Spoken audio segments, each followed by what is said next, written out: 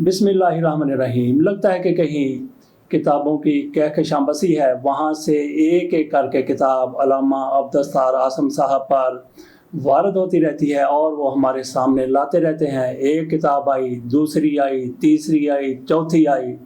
अनगिनत किताबें अल्लामा अब्दुस्तार आसम का इदारा शाया कर चुका है। आज उनकी तरफ से 3 किताबें मौसूल हुई हैं। जब मुअर्रख के हाथ बंधे थे, एक किताब ये है, दूसरी किताब उनकी आज ही मौसूल होने वाली है। मज़ाह निगारों का कमांडर इन चीफ ज़मीर जाफरी साहब के हवाले से ये किताब है और उनकी तीसरी किताब मौसूल हुई अल्लामा साहब की कलम गुज़श्त।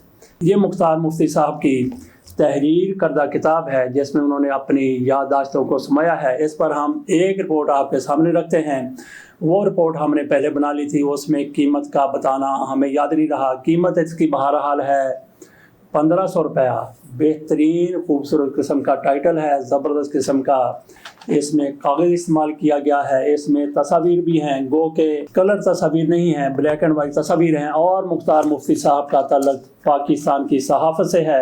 इस किताब में उन्होंने अपना थोड़ा सा तारफ़ करवाया है। सब एडिटर रोज़नामा नवाए वक्त मुल्तान 1978, प्रेसिडेंट एडिटर रोज़नामा नवाए वक्त मुल्तान 2001 से 2011 तक, director news and current affair Waseb TV 2011 से 2013, रेजिडेंट एडिटर रोज़नामा Nai Baat Multan 2013, bureau chief new TV Multan 2015, editor रोज़नामा 92 news Multan 2018, station director FM power 99 2021 से 2022, रेजिडेंट एडिटर रोज़नामा खबर मुल्तान 2022। ये मुख्तार मुफ्ती साहब का थोड़ा सा तारफ़ था। पेश अज़ गुज़श्त में जब्बार मुफ्ती साहब लिखते हैं, खुदनविश्त मेरी पसंदीदा सराफ़ अदब में से एक है। इसे सनफ़ अदब कहते हुए मैं ज़रा झिझक रहा था। मेरा ख्याल था कि अगर कोई बड़ा अदीब शायर अपनी कहानी लिखे या फिर किसी खुदनविश्त में अदबी चाशनी छलक छलक पड़ती हो तो वो अदब में शामिल होगी, वरना तो शटोरी है।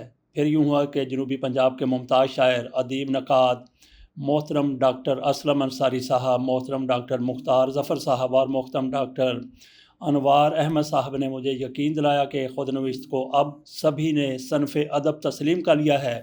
माजी बैद में कहीं ये बहस ज़रूर थी कि इसे असनाफ़ अदब में शुमार किया जाए या नहीं। फिर अहले अदब ने ऐसी खुदनविश्त तहरीर की कि वो अदबी शहपारे बन गईं। चुनांचे राकब ने भी इसे अपनी पसंदीदा सनाफ़ अदब में से एक करार दे लिया। अलबत्ता ये ऐसी सनफ़ अदब है जो तख्लीक करनी नहीं पड़ती बल्कि खुद ब खुद जन्म लेती है और इसे सिर्फ सुपुर्द करतास करना पड़ता है। पेश अज़ गुज़श्त के आखिर में लिखते हैं, इस किताब की तैयारी और तबात में 2 बेटों का तावन शामिल रहा।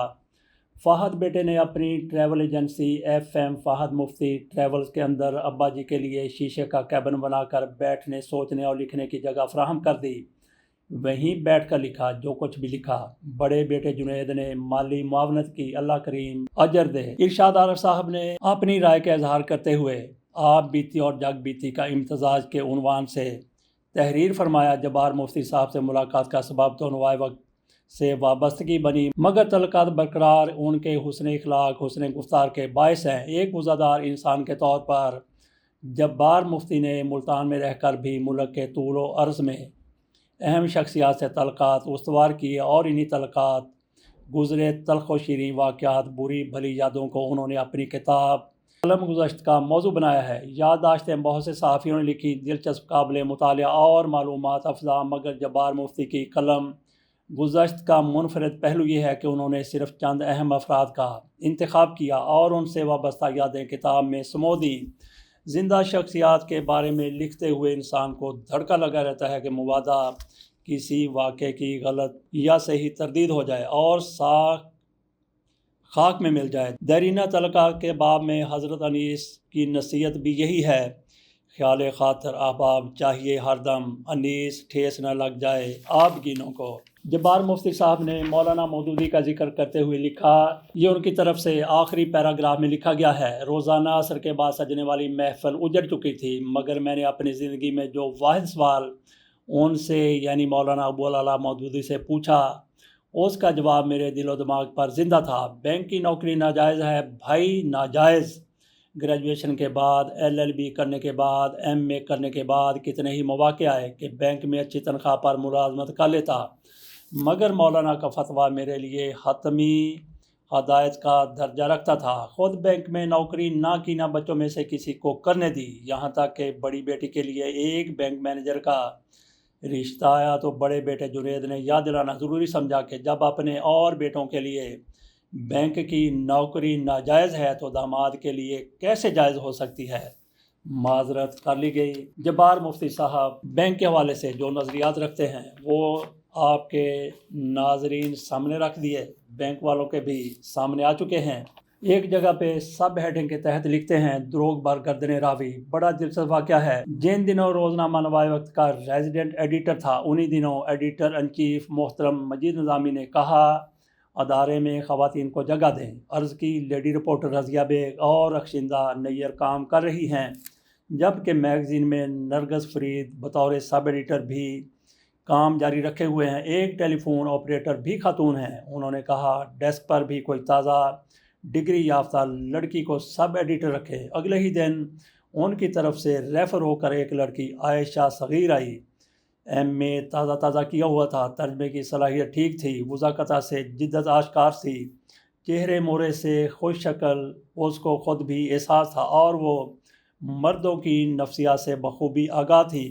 डेस्क पर बैठते ही उसने अपना तारुफ करवाया कि उसका तल्लुक़ मुल्तान के इलाके चौक शहीदा के एक मतवल घराने से है। उसका निकाह हो चुका है, अभी रुखसती नहीं हुई। उनका मनकूह महज अच्छा वक्त गुजारने के लिए वो मुलाजमत में आई हैं, वगैरह वगैरह। उसके मजाज में बेबाकी ज़रूर थी, मगर वो साथी मर्दों से एक ख़ास फासला रखती थीं। ख़वातीन से अलबत्ता वो घुल मिल गई थी। फिर उसका दिल गालिबन उचाट हो गया और वो लाहौर चली गई।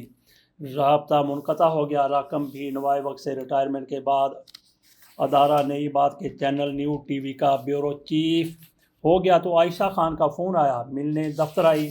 उसने बताया कि उसके अम्मी अब्बू की तबीयत ठीक नहीं, इसलिए वो लाहौर से अपने घर चली आई है। उसने बातों बातों में ये इंकशाफ किया कि नवाए वक्त दौर में उसका निकाह नहीं हुआ था। वो बात तो इसलिए कही कि रुफ़क़ाए कार नशिस्त खाली वैकेंसी देख कर लाइन न मारना शुरू कर दें। मैंने उनके वालिद सगीर अहमद की इयादत की ख्वाहिश ज़ाहिर की। वो अपने घर ले गई। मलक साहब बिस्तर पर आराम कर रहे थे, वहीं बुला लिया। खैर खैरियत के बाद सियासी समाजी मामलात पर बात शुरू हो गई। उन्होंने बताया कि वो गिलानी ख़ानदान के मद्दाह ही नहीं, अक़ीदतमंद भी हैं। गुज़श्ता कई दहाइयों से गिलानी सियासत का फ़आल हिस्सा हैं। सैयद यूसुफ रज़ा गिलानी की हर इंतखाबी मुहिम में दामे दर में सुर्खने हर तरह पुरजोश हिस्सा डालते रहे हैं। उन्होंने इंकशाफ किया कि आमतौर पर हमारे यहाँ लोग असम्बली के इलेक्शन में हारने पर भी 4-6 करोड़ खर्च कर डालते हैं, जबकि हम जैसे मुआवनीन के तुफ़ैल यूसुफ रज़ा गिलानी इलेक्शन भी जीत लेते हैं और करोड़ रुपया बचा कमा भी लेते हैं।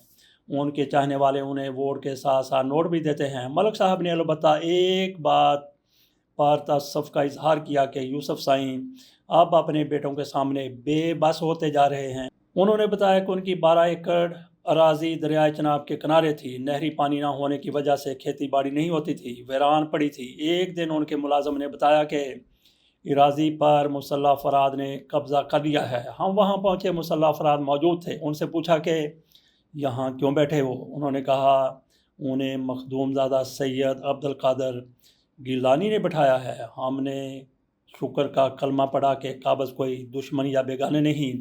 अब्दुल कादर तो हमारी गोद में खेला हुआ है, उसके वालिद से भाइयों वाला तल्लुक़ है, उनसे मामला हल करा लेंगे। गिलानी साहब से रब्ता करके सूरत हाल बताई तो यूसुफ रज़ा गिलानी ने फरमाया कि मैं इससे बात करता हूँ। बार बार याद दहानी के बावजूद 1 माह तक कोई नतीजा ना निकला। गिलानी हाउस जाकर बात की तो यूसुफ रज़ा गिलानी ने कहा अब्दुल कादर नहीं मानता, ये तुम चचा भतीजे का मामला है, खुद बात करो। भतीजे अब्दुल कादर गिलानी से रब्ता हुआ तो वो सौदेबाजी पर उतर आया। कहने लगा इतने लोगों को वहाँ 2 माह से बिठाया हुआ है, उनका ख़र्चा उठा रहा हूँ। फिर हमारे मुल्क में तो अराज़ी उसकी जिसका कब्ज़ा अब कागज़ों में आपका नाम है तो नाम का हिस्सा ले लें, बाकी छोड़ दें, हमारे नाम करा दें। फिर एहसास करने के अंदाज में कहा कि आप हमारे चचा हैं, सिर्फ़ आपके मुँह को आधी आधी कर देता हूँ, वरना कोई हमसे कब्ज़ा नहीं छुड़ा सकता। हमने सोचा भागते चोर की लंगोटी सही, اپنی راضی سے آدھی بھتیجے کو دے کر آدھی بچا لی۔ یہ عائشہ صغیر کے والد صاحب بتا رہے تھے۔ بچی ہوئی 6 ایکڑ پر سیرگاہ پارک بنا کر بندے بٹھا دیے ہیں تاکہ پھر کوئی قبضہ نہ کر لے۔ گیلانی صاحب کی سیاست کاری جاری و ساری ہے۔ وہ خود مارکات الآراء کامیابی کے بعد سینٹ کے رکن ہیں۔ ان کے بیٹے علی موسیٰ گیلانی رکن قومی اسمبلی ہیں جنہوں نے ضمنی الیکشن میں مخدوم شاہ محمود قریشی کی صاحبزادی کو شکست دی۔ دوسرا بیٹا علی حیدر گیلانی پنجاب اسمبلی کا رکن ہے۔ جبار مفتی صاحب اپنی یادداشتوں میں مزید کہتے ہیں، اسمبلی تحلیل ہونے تک 16 اکتوبر 2022 کا ضمنی الیکشن گیلانی صاحب کے لیے خوشیاں لے کر آیا جب ان کے بیٹے علی موسیٰ گیلانی نے ضمنی الیکشن میں مخدوم شاہ محمود قریشی کی بیٹی کو واضح اکثریت سے شکست دی۔ جب وہ فتح کے جلوس کی قیادت کرتے ہوئے پھولوں سے لدے ہوئے گیلانی ہاؤس پہنچ رہے تھے تو اتفاق سے راکم بھی اپنی گاڑی میں رکا ہوا تھا۔ لوگوں کو دیکھ کر وہ ہاتھ ہلا رہے تھے۔ مجھ سے نظر ملی تو میں نے ہاتھ ہلایا۔ ابھی مبارک کہنے ہی والا تھا کہ گیلانی صاحب نے ذرا دائیں طرف جھک کر اونچی آواز میں کہہ دیا، مبارک ہو۔ لمحہ تحریر تک ان کے آخری الفاظ ہیں جو ان کانوں نے سنے، آگے بھی اللہ بھلی کرے۔ جبار مفتی صاحب کی یہ کتاب 286 صفحات پر مشتمل ہے۔ یہ تو آپ کو بتا چکے ہیں کہ علامہ عبدالستار کے ادارے نے اس کو شائع کیا ہے۔ Qalam foundation international, Yasrab colony, bank stop, Walter road, Lahore, cantt, Pakistan. اس کے ساتھ علامہ صاحب کی طرف سے فون نمبر بھی دیا گیا ہے 030005150101۔